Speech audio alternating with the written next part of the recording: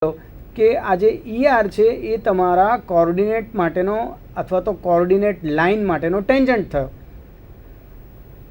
હવે Z axis માટે વિચારો, ઝેડ કોઓર્ડિનેટ માટે તો ઝેડ કોઓર્ડિનેટ આ દિશામાં બદલાય છે અને બદલાતા બદલાતા એ સ્ટ્રેટ જ છે. તો આ બિંદુ ઉપર ઝેડ કોઓર્ડિનેટની બદલાવાની દિશા એટલે કે એનો ટેન્જન્ટ એ ઉપરની તરફ થશે.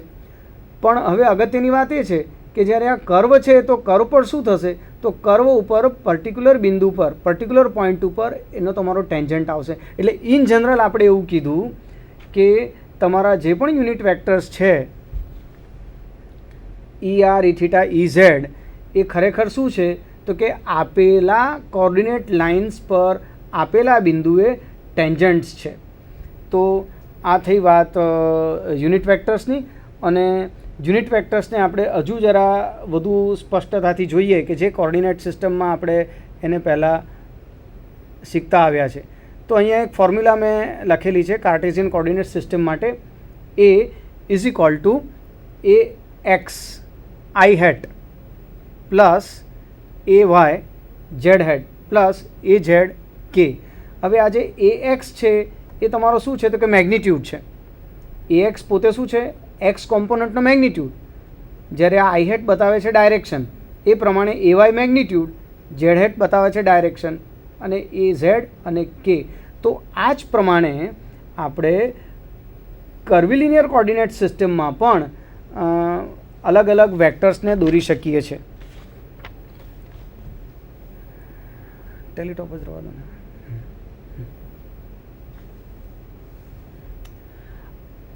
આ વેક્ટર જે એ આપણે કાર્ટેશિયનમાં જોયો એ જ વેક્ટર આપણે જો સિલિન્ડ્રિકલમાં લઈએ,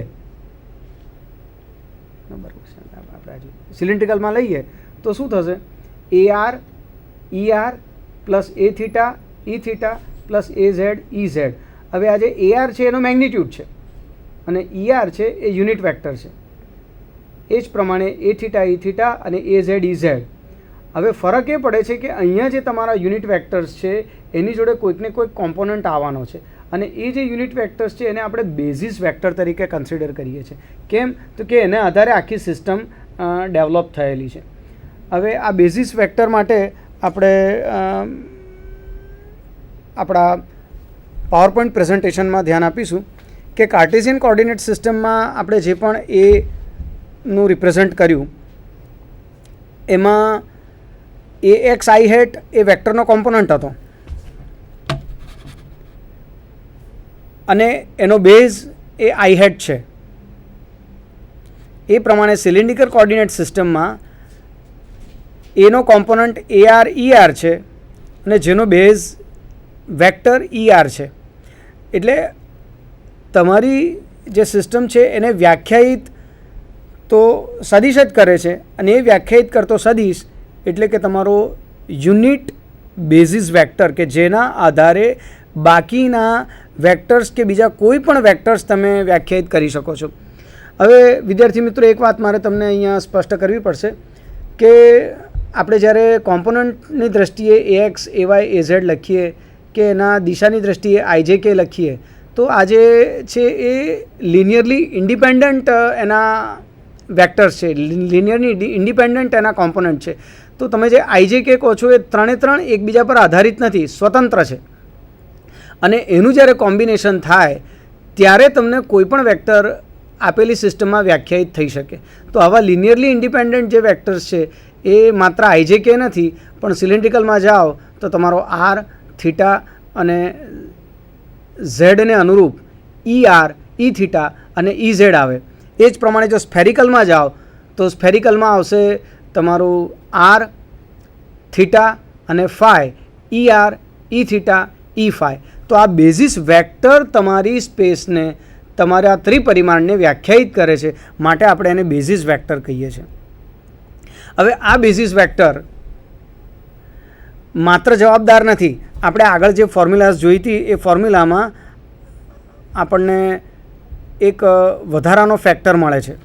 જેવી રીતે સિલિન્ડ્રિકલમાં, સ્ફેરિકલમાં આપણે જોયું હતું કે R dθ મળે છે અને અહીંયા ρ ઇન્ટુ dθ મળે છે. તો આ જે આર કે આર સાઇન થીટા કે રો, તો એ જે એડિશનલ તમને જે ફેક્ટર જોવા મળે છે એ ફેક્ટરને કેવી રીતે સમજવા?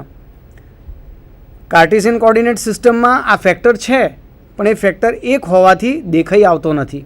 તો કેવી રીતે? તો જોઈએ અહીંયા કે ભાઈ કાર્ટેશિયન કોઓર્ડિનેટ્સમાં ધારો કે એક્સને બદલવામાં આવે એટલે કે ડીએક્સ જેટલો ચેન્જ હું એક્સ કોઓર્ડિનેટમાં કરું અને જો એના વાય અને ઝેડ કોઓર્ડિનેટ એના જ રવા દઉં એટલે કે કોન્સ્ટન્ટ રવા દઉં, તો આકૃતિમાં બતાવ્યા પ્રમાણે મારી પાસે જે આ એક્સ વાય પ્લેન છે એ એક્સ વાય પ્લેન એક્સ દિશામાં થોડું લાંબુ થશે, પણ ઝેડ અને વાય કોમ્પોનન્ટ કે કોઓર્ડિનેટ્સ મારા બદલાશે નહીં.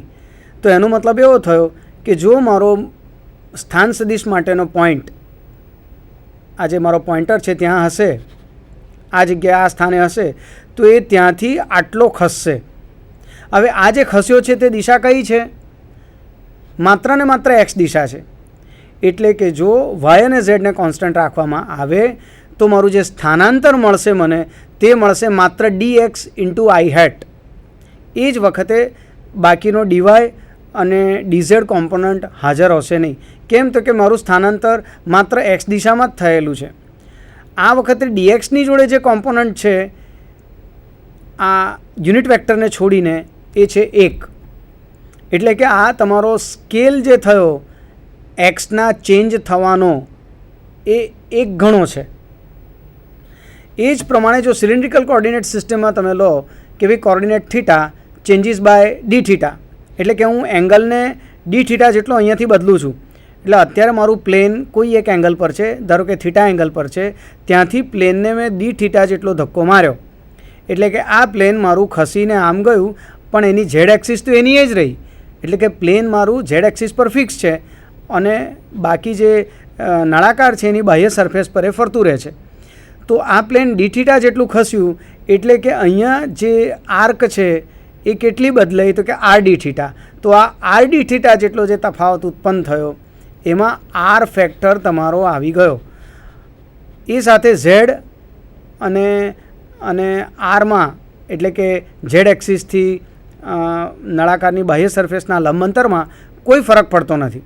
હવે આ કેસમાં તમે જ્યારે ડિસ્પ્લેસમેન્ટ અથવા તો લાઇન એલિમેન્ટ કે આર્ક એલિમેન્ટ લો તો શું આવશે? ds is equal to R theta. જ્યારે અહીંયા ડી ઝેડ અને ડી વાય કોમ્પોનન્ટ તમને ડીઆર કોમ્પોનન્ટ જોવા મળશે નહીં. તો આ જે ડી થીટા એટલે કે જે ડિફરન્શિયલ પાર્ટ છે એની જોડે અહીંયા તમારા પાસે એક ફેક્ટર આર તરીકે છે. અહીંયા યુનિટ વેક્ટર્સ ગણી લેવાનો છે ઈ થીટા, જે હાલમાં નથી પણ છે. તો આ પ્રમાણે આપણી પાસે 3 વસ્તુ છે. એક ઘટક જો લેવામાં આવે તો એક તો છે કોઓર્ડિનેટને અનુરૂપ થયેલું સ્થાનાંતર, કોઓર્ડિનેટ જે દિશામાં બદલાય છે એ દિશાનો યુનિટ વેક્ટર, વત્તા એને અનુરૂપ સ્કેલ ફેક્ટર, એને અનુરૂપ કોઈ ગુણક. તો આ જે ગુણક છે એને આપણે સ્કેલ ફેક્ટર તરીકે ઓળખીએ છીએ. હવે વિદ્યાર્થી મિત્રો, આ જ વસ્તુ જે આપણે વિસ્તૃત રીતે ચર્ચી એને આપણે એકદમ જનરલાઇઝ સિસ્ટમ તરીકે જોવા માંગીએ છીએ. અને એ જનરલાઇઝ સિસ્ટમમાં મેં તમને કીધું કે સામાન્ય રીતે આપણે કોઈ સમઘન લઈએ કાર્ટેશિયન કોઓર્ડિનેટ માટે અને એને જો ટ્વિસ્ટ કરવામાં આવે તો વક્ર સરફેસનું અથવા તો વક્ર સપાટીનું નિર્માણ થાય છે. એ રીતે તમે જો સિલિન્ડ્રિકલ કોઓર્ડિનેટ સિસ્ટમ લો તો એક નળાકાર નું નિર્માણ થાય છે જે અલગ અલગ આર અને અલગ અલગ ઝેડ માટે હોઈ શકે છે. તો ધારો કે જેમાં બધું જ બદલાય એવી સ્થિતિ આપણે લઈએ તો એ સ્થિતિમાં આપણે 3 વક્ર લઈ શકીએ. પછી એમાંથી કોઈ એક પર્ટિક્યુલર વક્રને તમે સ્ટ્રેટ લાઇન કરી દો કે સુરેખ બનાવી દો તો એનો એક વિશિષ્ટ કેસ થશે. તો અત્યારે આપણે એવું કર્યું છે કે આપણી XYZ કોઓર્ડિનેટ સિસ્ટમને ધ્યાનમાં રાખીને જનરલાઇઝ કર્વીલિનિયર કોઓર્ડિનેટ્સને આ 3 વક્ર વડે બતાવેલા છે. એમાંનો પહેલો વક્ર એ આ એક લાલ વક્ર છે, બીજો છે પહેલા વક્રને આપણે U1 તરીકે ઓળખીશું, બીજા વક્રને U2 તરીકે, ત્રીજા વક્રને U3 તરીકે. હવે આપણે આગળ ચર્ચી ગયા કે આ વક્ર આવ્યો ક્યાંથી, તો કે આ જે વક્ર છે એ કોર્ડિનેટ સરફેસના ઇન્ટરસેક્શનને કારણે મળે છે. એટલે આ તમે જે લાલ લીટી જે જોઈ રહ્યા છો તે કોર્ડિનેટ સરફેસનું ઇન્ટરસેક્શન છે, અને બાકીનું જે આ બ્લેક લાઇન વડે જે કવર થયેલો ભાગ છે, એટલે કે ધારો કે હું આ એક પ્રકારનો વળેલો ચતુષ્કોણ લઉં તો આ વળેલા ચતુષ્કોણની જે સરફેસ થશે એ મારા વક્રની સરફેસ થશે, અને એ વક્રની સરફેસને અહીંયા C1 વડે વ્યાખ્યાયિત કરેલી છે. એટલે C1 એક વક્ર સપાટી છે. એ જ પ્રમાણે U2ને અનુરૂપ લઈએ તો એક C2 વક્ર સપાટી છે, અને U3ને અનુરૂપ લઈએ તો C3 વક્ર સપાટી છે. આ ત્રણ વક્ર સપાટી જ્યાં ઇન્ટરસેક્શન બતાવે છે ત્યાં આપણને જે બિંદુ મળે છે એ બિંદુનો સ્થાન સદિશ આપણે કર્વીલિનિયર કોર્ડિનેટ સિસ્ટમમાં વ્યાખ્યાયિત કરવા માગીએ છીએ. એટલે ઇન જનરલ એવું થયું કે તમારે ત્રણ સરફેસીસ લેવાની, ચાહે પ્લેન હોય કે વક્ર હોય, એ ત્રણ સરફેસીસ જ્યાં છેદે, જ્યાં ભેગી મળે તે બિંદુને તમારે તમારા કોર્ડિનેટ સિસ્ટમમાં વ્યાખ્યાયિત કરવાનું, અને એને અનુરૂપ તમારે અલગ અલગ સ્થાન અલગ અલગ યુનિટ વેક્ટર્સ લેવાના. તો અલગ અલગ યુનિટ વેક્ટર્સને લેવા માટે આપણે ઇન જનરલ એક ફોર્મ્યુલા અહીંયા લખેલી છે, જેનું ડેરિવેશન ફૂલ જોતા નથી, કે ભાઈ તમારું E1 હેટ એટલે તમારો થયો એકમ સદિશ કઈ દિશામાં, તો કે જે દિશામાં તમારો U1 વક્ર બદલાય છે, એટલે કે અહીંયા E2 હેટ એટલે જે દિશામાં U2 વક્ર બદલાય છે એનો સ્થાન સદિશ, અને E3 હેટ એટલે જે દિશામાં U3 વક્ર બદલાય છે. હવે આ પહેલાં આપણે જોયું કે યુનિટ વેક્ટર્સ ખરેખર છે શું, તો કે આપેલા બિંદુએ ટેન્જન્ટ, એટલે કે આ બધા જ ટેન્જન્ટ છે. પણ આ જે ટેન્જન્ટ છે એને H1 વડે ભાગવામાં આવેલો છે. આ H1 શું છે, તો કે એનું પોતાનું મેગ્નિટ્યૂડ છે. એટલે આ મેગ્નિટ્યૂડ પોતે જ સ્કેલ ફેક્ટર છે. એટલે ધારો કે એનું મેગ્નિટ્યૂડ 1 હોય તો એનો સ્કેલ ફેક્ટર 1 રહેશે. એટલે આ H1 વડે આપણે ભાગ્યું હોવાથી યુનિટ વેક્ટર E1 મળ્યો. એ જ પ્રમાણે H2 વડે ટેન્જન્ટને ભાગવાથી યુનિટ વેક્ટર E2 મળે છે, અને H3 વડે ટેન્જન્ટને ભાગવાથી યુનિટ વેક્ટર E3 મળે છે. તો વિદ્યાર્થી મિત્રો, આ થઈ આપણી કર્વીલિનિયર કોર્ડિનેટ સિસ્ટમની વાત, અને આ કોર્ડિનેટ સિસ્ટમ પરથી આપણે તમને એક પરિણામ વિશે ચર્ચા કરવા માટે હું વિચારતો હતો કે આપણે વેક્ટર કેલ્ક્યુલસની અંદર ડાયવર્જન્સ, ગ્રેડિયન્ટ અને કર્લ આ ત્રણનો અભ્યાસ કરીએ છીએ. તો આ ત્રણનો અભ્યાસ તમે કર્વીલિનિયર કોર્ડિનેટ સિસ્ટમમાં પણ કરી શકો, કે જેના અંદર કર્વીલિનિયર કોર્ડિનેટ્સ તમારા છે U1, U2 અને U3, અને એને અનુરૂપ યુનિટ વેક્ટર્સ છે E1 hat, E2 hat, E3 hat. એને કોરસ્પોન્ડિંગ સ્કેલ ફેક્ટર છે H1, H2, H3. તો વિદ્યાર્થી મિત્રો, આ આજનું આપણું ચર્ચાનું સત્ર કર્વીલિનિયર કોર્ડિનેટ્સ ઉપર આધારિત હતું, જે મુખ્ય બે રેફરન્સ પુસ્તકોમાંથી લેવામાં આવ્યા છે. એક છે mathematical methods in physical science ML-BOS, અને બીજી છે mathematical methods for physics and engineering Riley and Hobson. તો વિદ્યાર્થી મિત્રો, તમને સામાન્ય ત્રિપરિમાણ કાર્ટેશિયન સિસ્ટમથી લઈને સિલિન્ડ્રિકલ કાર્ટેશિયન સિસ્ટમ અને સ્ફેરિકલ કોર્ડિનેટ સિસ્ટમ, અને in general twisted parallelepiped જેમાં આવી શકે એવી કર્વીલિનિયર કોર્ડિનેટ સિસ્ટમ વિશે આપણે વિસ્તૃત ચર્ચા કરી.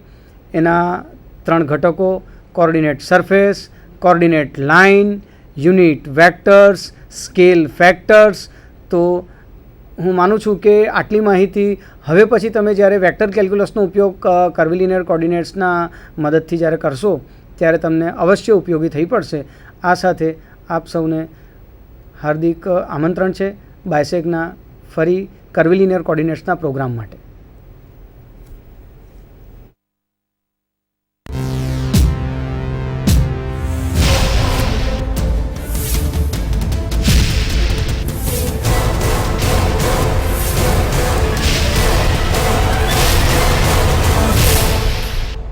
Sandhan